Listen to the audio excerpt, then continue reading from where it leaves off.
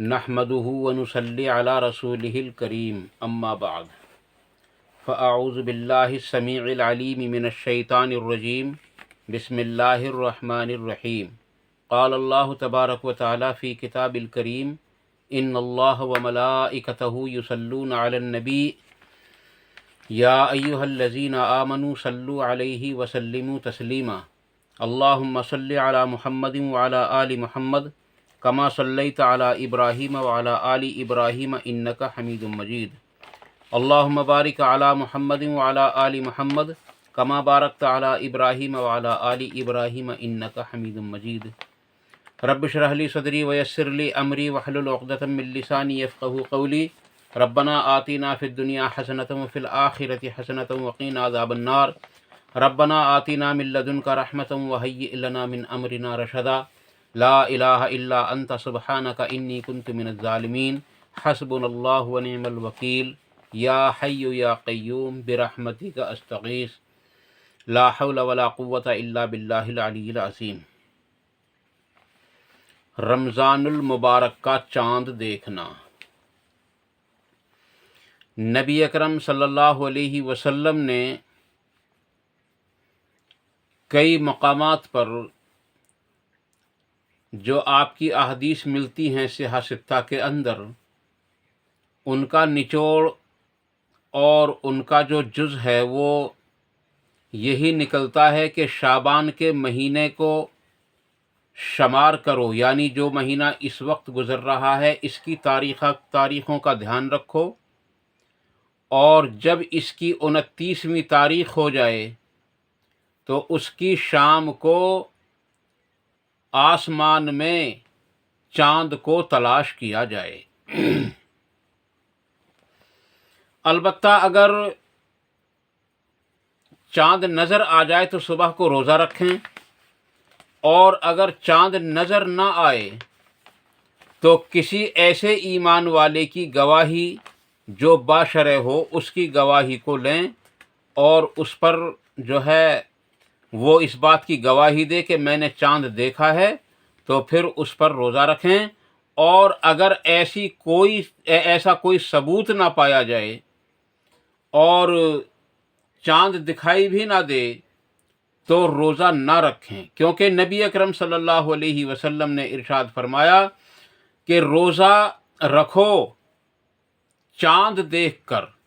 اور روزے کو افطار کرو یعنی عید کرو چاند دیکھ کر، اور جب تک چاند نظر نہ آئے اس وقت تک روزے رکھو۔ یا تو 29 دن کا روزہ کا مہینہ ہوتا ہے یا پھر 30 دن کا مہینہ ہوتا ہے، اور اگر 29 دن میں چاند نظر نہ آئے تو مکمل طریقے سے اس مہینے کو 30 پورے کر دو۔ یہ طریقہ ہے شریعت مطہرہ کے اندر۔ اب بعض لوگوں کے اس میں کئی سوالات بھی ہوتے ہیں عزیز دوستو۔ اس میں سے ایک سوال ہمیں موصول ہوا تھا ابھی 3 یا 4 روز پہلے، جس میں وہ یہ کہنا چاہ رہے تھے کہ اگر کہیں سے بھی کسی بھی ملک سے دور دراز سے بھی اگر چاند کی خبر آ جائے تو اس پر رمضان المبارک کا روزہ اور عید الفطر منا لینا چاہیے۔ تو عزیز دوستو، اس کے بارے میں آپ کے سامنے ایک حدیث پیش کروں گا۔ البتہ اس سے پہلے میں آپ کے سامنے تمہیداً 1-2 بات اور بھی عرض کیے دیتا ہوں کہ نبی اکرم صلی اللہ علیہ وسلم کی جو متعدد احادیث ہیں ان سے حاصل یہی ہوتا ہے کہ جب تک تم چاند نہ دیکھو روزہ نہ رکھو، اور جب تک تم چاند نہ دیکھو اس وقت تک روزے کا افطار نہ کرو۔ اور میں نے صحیح مسلم کے اندر تقریباً 20 احادیث ہیں تلاؤ پر، جن کا نچوڑ یہی ہے کہ تم روزہ جب تک نہ رکھو جب تک چاند نہ دیکھ لو، اور 29ویں دن چاند کو یعنی کہ چاند کو آسمان میں تلاش کرو۔ اگر تم کو چاند نظر نہ آئے تو پھر 30 روزے پورے کر لو اور اس کے بعد ہی عید کرو۔ اسی طریقے سے اگر یہ مہینہ جو شعبان کا چل رہا ہے اس میں 29 شعبان کو چاند نظر نہ آئے تو اس کے حساب کو بھی پورا 30 کر لیں، اور اس کے ساتھ میں عزیز دوستو روزہ نہ رکھیں، اور اس خیال سے روزہ رکھنا کہ اگر فرض اگر چاند ہو گیا ہوگا تو فرض ہو جائے گا، اور اگر چاند نہ ہوا ہوگا تو نفل ہوگا۔ اس سے نبی اکرم صلی اللہ علیہ وسلم نے سختی سے منع فرمایا ہے، اور عام لوگوں کے لیے اس مہینے کے آدھا ہونے کے بعد آپ نے اکثر لوگوں کو رمضان المبارک سے پہلے روزہ رکھنے کے لیے منع فرمایا ہے۔ کہیں ایسا نہ ہو کہ تم یہ روزے رکھتے رہو اور پھر تمہارے اندر رمضان المبارک کے مہینے کے روزے رکھنے کی ہمت نہ رہے۔ اس لیے عزیز دوستو، نبی اکرم صلی اللہ علیہ وسلم کی اس میں بڑی حکمت تھی۔ اس کے علاوہ نبی اکرم صلی اللہ علیہ وسلم کی ایک حدیث میں نے آپ کے سامنے پیش کر دی تھی اب سے پہلے بھی، جس میں آپ صلی اللہ علیہ وسلم نے ارشاد فرمایا کہ تم میں سے اس مہینے کے آخر میں روزہ رکھا کسی نے؟ تو عرض کیا گیا یا رسول اللہ ہم نے کسی نے نہیں رکھا۔ تو آپ نے فرمایا کہ عید الفطر کے بعد یہ 2 روزے رکھ لینا، یہ تمہارے لیے کافی ہے۔ اس سے یہ پتہ چلا اس مہینے کے آخر میں روزہ رکھنے کو اللہ کے نبی صلی اللہ علیہ وسلم نے حکم بھی دیا ہے، اور آپ صلی اللہ علیہ وسلم نے اس سے منع بھی فرمایا ہے۔ منع کرنے کی جو حکمت ہے وہ یہی ہے کہ ایک مبادا ایسا نہ ہو کہ تم روزہ رکھ کر کے کمزور ہو کر تم تمہارے اندر فرض روزوں کو رکھنے کی جو ہے ہمت باقی نہ رہے۔ اب آئیے اس حدیث کی طرف جو ان لوگوں کے لیے جواب ہے جو یہ کہتے ہیں کہ کہیں بھی کسی بھی ملک سے دور دراز سے اگر چاند کی خبر آ جائے تو روزہ رکھ لینا چاہیے۔ اس حدیث کے راوی جو ہیں وہ ہیں حضرت، یہ عربی زبان میں قریب لکھا، قریب رضی اللہ عنہ۔ یہ فرماتے ہیں کہ ام الفضل ابن حارث رضی اللہ عنہ نے مجھ کو بھیجا ملک شام، یعنی یہ فرماتے ہیں کہ مجھ کو جو ہے یعنی کہ ام الفضل نے مجھ کو ملک شام بھیجا امیر معاویہ کے پاس۔ یہ حضرت قریب رضی اللہ تعالیٰ عنہ بیان کر رہے ہیں اپنی جو ان کے ساتھ جو واقعہ گزرا ہے۔ فرماتے ہیں کہ میں وہاں پہنچا اور جو ان کی ضرورت تھی میں نے اس کو پورا کر لیا، اور یہ مہینہ جو چل رہا تھا وہ غالباً شعبان کا مہینہ تھا جو اس وقت چل رہا ہے۔ آج غالباً شعبان کی 20 یا 21 تاریخ ہے، 19 بھی ہو سکتی ہے، غالباً مجھے اندازہ پکا نہیں ہے۔ عزیز دوستو، اس میں جو ہے کوئی بات نہیں۔ تو اللہ کے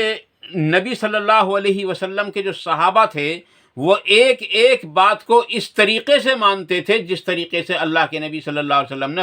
حکم فرمایا تھا۔ اس لیے حضرت قریب رضی اللہ عنہ فرماتے ہیں کہ میں پھر وہیں ٹھہرا رہا، کہاں؟ ملک شام میں، جو مکے سے کچھ دوری کے فاصلے پر ہے۔ یہ وہی ملک ہے جس میں اللہ کے نبی صلی اللہ علیہ وسلم تجارت کے لیے بھی تشریف لے گئے تھے، حضرت خدیجہ کا مال لے کر کے گئے تھے آپ۔ تو یہ فرماتے کہ میں نے ان کی ضرورت کو پورا کیا اور میں وہیں ٹھہرا رہا یہاں تک کہ رمضان کا چاند نظر آیا، اور فرماتے ہیں کہ ہم نے شب جمعہ میں یعنی جمعرات کی شام کو ہم نے چاند دیکھا اور سب نے روزہ رکھا، اور پھر اس کے بعد فرماتے کہ پھر بھی میں پورے مہینے وہیں ٹھہرا رہا، اور رمضان المبارک کے بالکل آخر میں میں مدینہ منورہ آیا اور میں حضرت عباس رضی اللہ عنہ سے میری ملاقات ہوئی۔ اب ہو سکتا ہے کہ وہ رمضان کی وہ کیا نام 29ویں تاریخ آ گئی ہو، اور ان کے حساب سے یعنی حضرت قریب رضی اللہ تعالیٰ عنہ کے حساب سے جو انہوں نے چاند دیکھا یا چاند دیکھنے کی گواہی پر آپ نے روزہ رکھا۔ چنانچہ چاند جب نظر نہیں آیا تو ابن عباس رضی اللہ عنہ نے، حضرت عباس رضی اللہ عنہ نے حضرت قریب رضی اللہ عنہ سے پوچھا کہ تم نے چاند کب دیکھا تھا اور تم نے کب سے روزہ رکھا؟ تو فرماتے ہیں کہ میں نے کہا کہ ہم نے چاند جو ہے جمعے کی رات میں دیکھا اور جمعے کے دن ہم نے روزہ رکھا۔ اور تو انہوں نے پوچھا کہ کیا تم نے خود دیکھا تھا؟ تو فرمایا کہ میں نے خود تو نہیں دیکھا مگر عام لوگوں نے اس چاند کو دیکھا تھا، اور میں نے بھی روزہ رکھا اور عام لوگوں نے بھی روزہ رکھا اور معاویہ رضی اللہ عنہ نے بھی روزہ رکھا۔ لیکن حضرت عباس رضی اللہ عنہ نے فرمایا کہ ہم نے تو کیونکہ چاند یعنی کہ ہفتے کی شام کو یعنی سنیچر کی شام کو دیکھا تھا، وہ سنیچر کی رات کو دیکھا تھا اور سنیچر کے دن ہم نے روزہ رکھا۔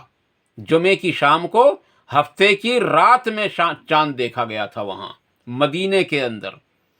چنانچہ آپ نے پوچھا کہ کیا تم معاویہ اور ہمارے روزہ رکھنے کا اعتبار نہیں کرو گے؟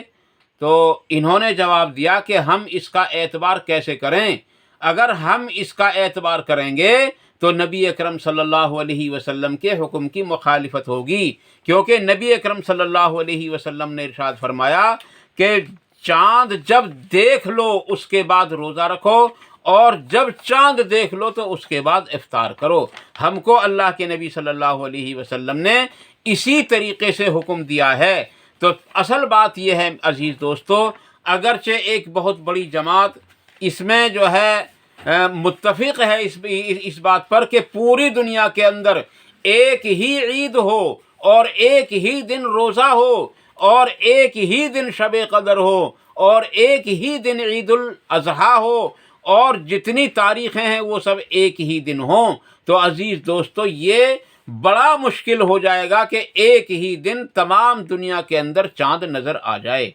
کیونکہ چاند کے نظر آنے کے لیے سورج اور چاند دونوں کی دوری کا ہونا نہایت ہی ضروری ہے۔ دوسرے اس حدیث سے یہ بھی پتہ چل گیا کہ نبی اکرم صلی اللہ علیہ وسلم نے جو ہے نظام فلکی جو ہے یعنی آسمان میں جو ستارے چل رہے ہیں ان کی رفتار کو جو ہے آپ صلی اللہ علیہ وسلم نے بالکل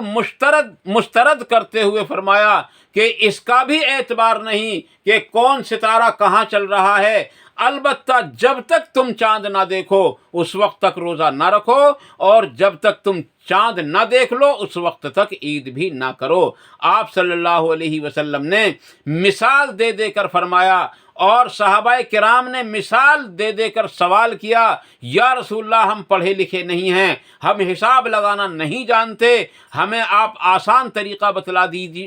دیجئے۔ تو آپ صلی اللہ علیہ وسلم نے دونوں ہاتھوں کی انگلیوں کو بلند کیا اور یا تو ان کے نشانات بتلائے یا انگلیوں کو بند کر کے کھولا اور پھر بند کیا اور پھر کھولا۔ اس طریقے سے 29 اور 30 کا حساب صحابہ کرام کو سمجھایا تھا۔ عزیز دوستو، رمضان کا مہینہ 29 کا ہوتا ہے یا 30 کا، اور ایک حدیث میں نے پڑھا ہے نبی اکرم صلی اللہ علیہ وسلم کے زمانے میں زیادہ تر ہم نے رمضان المبارک کو دیکھا تو وہ زیادہ تر 29 کا ہوا کرتا تھا، اور یہ بھی میرا جو ہے تقریباً 30-35 سال کا تجربہ ہے کہ رمضان کے پورے سال کے اندر جتنے مہینے ہوتے ہیں یعنی 12 مہینے ہوتے ہیں ان میں سے صرف 5 مہینے 30 کے ہوتے ہیں اور 7 مہینے 29 کے ہوتے ہیں۔ لیکن یہ میرا کہنا یا یہ میرا قول جو ہے قابل اعتبار نہیں ہے، یہ صرف میرا تجربہ ہے، اس کا شریعت میں کوئی ثبوت نہیں۔ یہ اللہ تبارک و تعالیٰ کے حکم کی بات ہے کہ کس مہینے کو کتنے مہینوں کو 29 کے کر دے اور کتنے مہینوں کو وہ 30 کے بنا دے۔ یہ اللہ رب العالمین نے اپنے ہی اعتبار سے اپنے ہی حساب سے ہر چیز کو چلانے والی ذات وہ اللہ ہی کی ہے۔ دوسری بات یہ ہے کہ کچھ لوگ ہم نے ایسا کہتے ہوئے دیکھا ہے کچھ لوگوں کو ہم نے کہ بھائی یہ جو چاند ہم دیکھ رہے ہیں آج یہ اتنا بڑا ہے کہ ایسا لگتا ہے جیسے کل کا ہو۔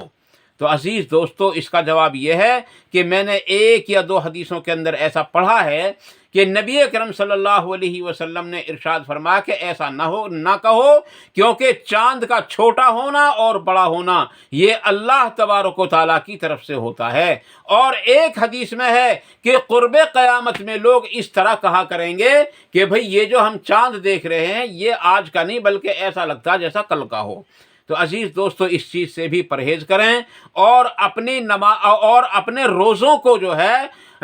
یعنی شک میں نہ لائیں، بلکہ اپنے روزوں کو اسی طریقے سے رکھیں جس طریقے سے نبی صلی اللہ علیہ وسلم نے ہم کو بتلا دیا۔ یہ رمضان المبارک کا چاند انشاءاللہ تعالی بہت جلد نظر آنے والا ہے، اور میں نے آپ لوگوں کے سامنے روزہ فرض ہے اس موضوع پر ایک مختصر سی ویڈیو آپ کے سامنے ڈال دی ہے، اور شاید وہ کچھ لوگوں نے دیکھ بھی لی ہوگی۔ اس کے علاوہ ایک ویڈیو میں نے ڈالی تھی روزے کی فضیلت کے بارے میں، لیکن وہ جاتے جاتے پہلے ہی کسی وجہ سے کٹ گئی ہے۔ میں انشاءاللہ تعالیٰ اس کو بہت جلد آپ کے سامنے ڈالنے کی کوشش کروں گا، پیش کرنے کی۔ حالانکہ وہ الفاظ تو میں نہیں لا سکتا، البتہ وہ حدیثیں ضرور میں آپ کو سنا دوں گا، کیونکہ میرے جو زبانی الفاظ ہوتے ہیں ان کا کوئی اعتبار بھی نہیں ہوتا، بلکہ جو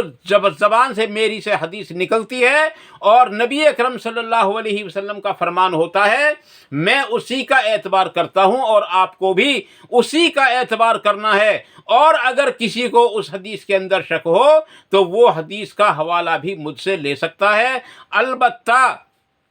میں کوشش یہ کرتا ہوں اپنی طرف سے کہ میں زیادہ تر احادیث آپ کے سامنے صحیحین کے اندر سے لاؤں، اور اس کے علاوہ اگر ان کے اندر وہ حدیث نہ پائی جائے تو سنن اربع کے اندر سے بھی صحیح حدیث تلاش کر کے لاؤں۔ میری کوشش یہی ہوتی ہے۔ اللہ تعالیٰ سے دعا ہے کہ وہ ہم سب کو ان مختصر سی باتوں پر عمل کرنے کی توفیق عطا فرمائے۔ اگر جذبات میں کوئی بات غلط نکل گئی ہو تو اللہ تعالیٰ اس کو ہمارے دلوں سے صاف کر دے، معاف کر دے، اور جو بات صحیح نکلی ہوں ان تمام باتوں کو اللہ تعالیٰ ہمارے دلوں کے اندر راسخ فرمائے اور ان پر عمل کرنا آسان فرمائے، ان پر عمل کرنے کی توفیق عطا فرمائے، اور ان پر عمل کرنے کے مکمل طریقے سے جو ہے موقع بھی عطا فرمائے۔ وآخر دعوانا ان الحمدللہ رب العالمین۔ سبحان ربک رب العزت عما یصفون وسلام علی المرسلین والحمد للہ رب العالمین برحمتک یا ارحم الراحمین۔ والسلام علیکم ورحمۃ اللہ تبارک و تعالی وبرکاتہ۔